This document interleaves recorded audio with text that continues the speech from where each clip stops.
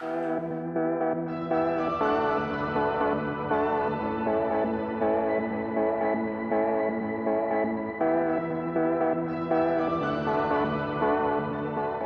todo o mundo, os últimos 20 anos, principalmente, foram marcados por algumas mudanças importantes no contexto de como as políticas, né, são vistas em termos de formulação, implementação e avaliação.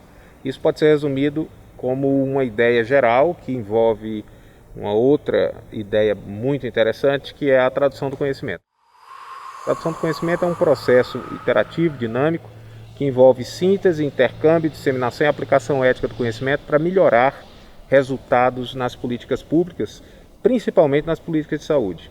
Então, na esteira dessas mudanças que foram, inclusive, fomentadas e apoiadas pela Organização Mundial de Saúde e vários ministérios da saúde em todo o mundo, inclusive aqui no Brasil, é que surgiram esses produtos de tradução do conhecimento, entre eles as chamadas sínteses de evidências. As sínteses de evidências são um tipo de produto que pode ter diferentes configurações, como por exemplo revisões sistemáticas, revisões rápidas, mapas de evidência, entre outros. No caso específico, é um projeto que desenvolveu uma série de sínteses de evidências que são relacionadas com questões de efeitos sobre algumas tecnologias que são as práticas integrativas e complementares. A gente chama de tecnologia por ser uma área relacionada com a efetividade dessas intervenções.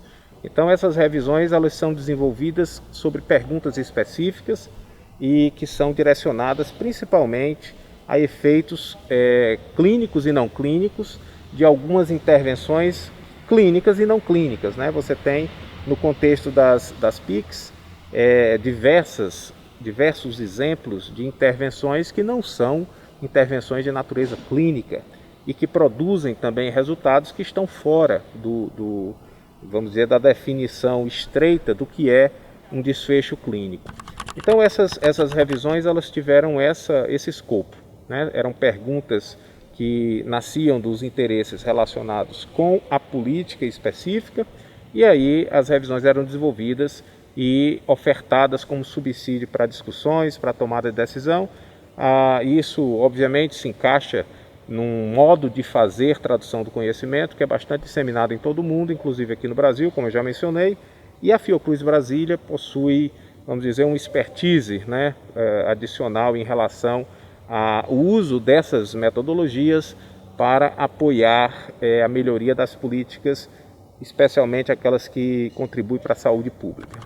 Esse campo que já se estabelece como um campo das políticas informadas por evidências, lida muito bem com a discussão sobre as incertezas. Então, as evidências, diferente do que talvez as pessoas em geral acreditem que seja uma evidência, que é uma certeza, na verdade ela se converte mais como um subsídio que informa tanto sobre aproximações, sobre o que esperar de efeitos em relação à tecnologia em diferentes contextos, em diferentes públicos, mas também sobre incertezas, e com as PICs não é diferente.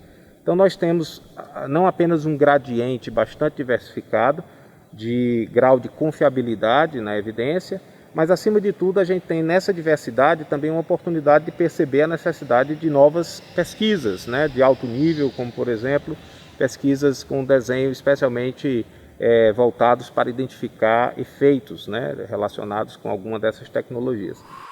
De uma maneira geral, você tem essa confiança na evidência como parte de todo o processo, do subsídio que será utilizado para discussões, em geral, mais participativas, com menor assimetria de informação entre os envolvidos e, acima de tudo, reconhecendo aonde você precisa aplicar mais energia em monitoramento e avaliação, inclusive para descobrir se os efeitos prometidos, os efeitos potenciais estão se confirmando num cenário real. Isso vale para qualquer tecnologia, isso não é no campo específico das PICs que a gente precisa fazer um bom monitoramento e avaliação. Eu diria que há um crescente interesse da literatura global sobre as temáticas relacionadas. Algumas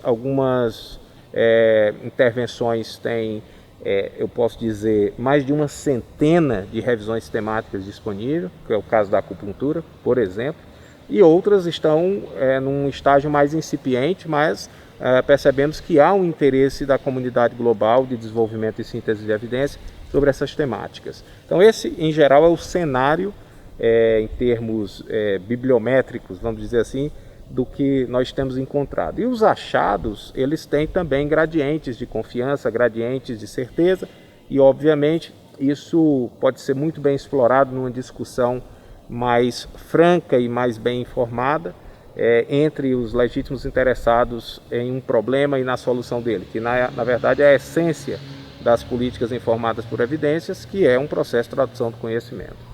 O processo de tomada de decisão, quem já teve experiência de gestão, seja como gestor, seja como parte de um grupo de apoio, né, à tomada de decisão, sabe que é um processo multi-influenciado, ele não é definido por um só elemento, né?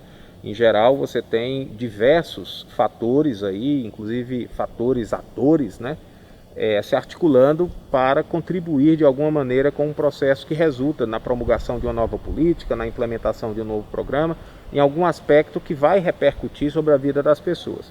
Sendo esse processo complexo, ele precisa ser compreendido para identificar as oportunidades em que a evidência científica pode se agregar como subsídio útil, né? Em vez, por exemplo, de ser utilizada de uma maneira a justificar decisões já tomadas. É preciso reconhecer que uma das questões mais importantes para o aprimoramento desse processo, inclusive no sentido de torná-lo mais participativo, é a redução de assimetria de informações entre os envolvidos. Então a evidência tem esse papel, tem essa condição única de fornecer talvez um espaço aonde entendimentos comuns possam ser construídos apesar dos dissensos. E a evidência científica, dada a sua transparência e a forma sistemática como ela é produzida, ela, ao mesmo tempo que informa, ela também subsidia o posicionamento sobre a valorização desses achados. Isso, obviamente, é muito importante para um processo de tomada de decisão em política pública. Afinal, toda vez que um decisor assume o ônus da sua decisão, ele tem que reconhecer que haverá consequências, né? Que haverá efeitos. Nenhuma decisão é isenta de efeitos. E fazer isso de uma forma mais bem informada, de uma forma mais participativa, num sentido, eu diria, positivo, menos burocrático, inclusive, talvez seja o nosso caminho para aprendermos um pouco mais sobre como formular e implementar políticas públicas com mais efetividade, com mais resultados para a população e, ao mesmo tempo, compartilhar essa responsabilidade também com os legítimos interessados sobre a resolução de um problema de saúde pública que tenha sido considerado prioritário.